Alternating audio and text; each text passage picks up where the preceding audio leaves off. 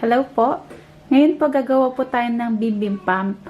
Ito po yung mga ingredients ko para sa sauce na gagawin ko. Nagawa ko na din po yung beef bulgogi na galing po kay Lian Lim ang recipe. Kaya i-insert ko po dito yung link kung saan nyo po makikita yung bulgogi recipe niya at saka yung ginawa ko. Bali, ito po yung mga ingredients na gagamitin ko. Meron po tayong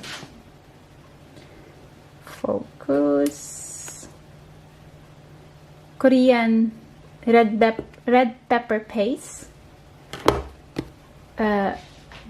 Ayoko kasi ng masyadong maanghang kaya gagamit po ako ng konting tomato ketchup. Meron po tayong apple vinegar dito. Korean brand din po siya, pero alternative po, pwedeng nyo pong gamitin ng vinegar sa atin. Blue agave para sa sweetener ko. Or you can actually use brown sugar as well. May lemon juice po tayo dito, half na apple.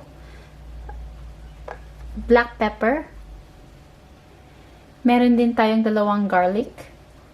Onion, salt, soy sauce, at saka sesame oil. Bale, i-blend po natin siya dito sa blender ko. Ipipil lang po natin tong apple.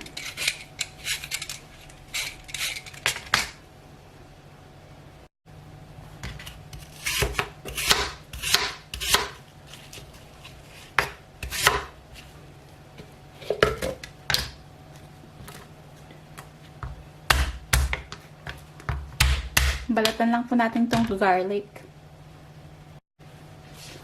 Bale, halo lang po natin lahat dito.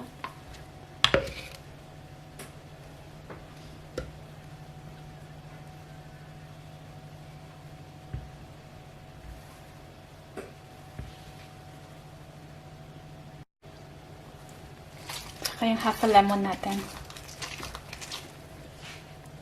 Lagay lang po natin siya dito.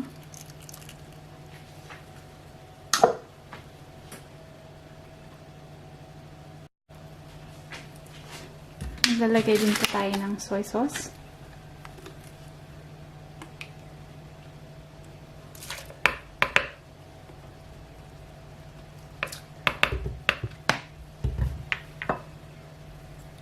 Sesame oil.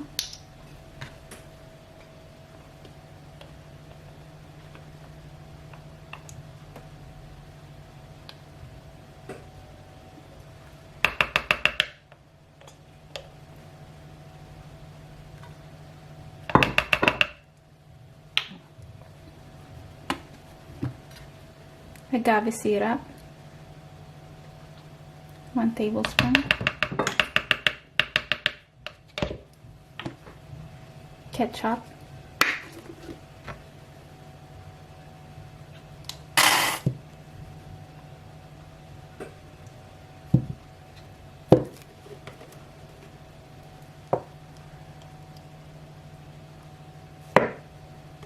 half a teaspoon lang po siya.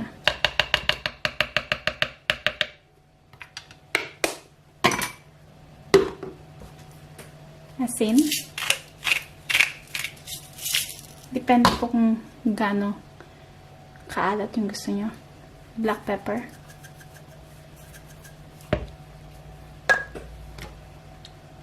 Apple vinegar. 1 teaspoon lang po.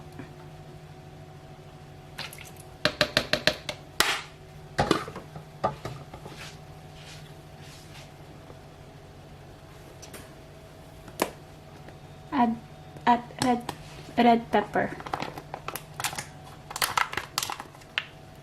Bale, maanghang po na maanghang ito. Kaya, konti lang yung gagamitin ko. Sa inyo po kung ano yung matotolerate yun na anghang.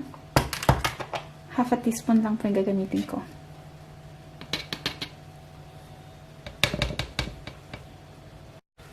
Blend lang po natin. Ganito na po yung itsura niya.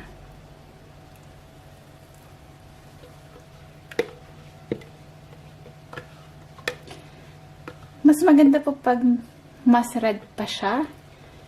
Kaso, kailangan nyo ng mas maraming red pepper paste. Ayoko nun kasi ayoko na masyadong maanghang.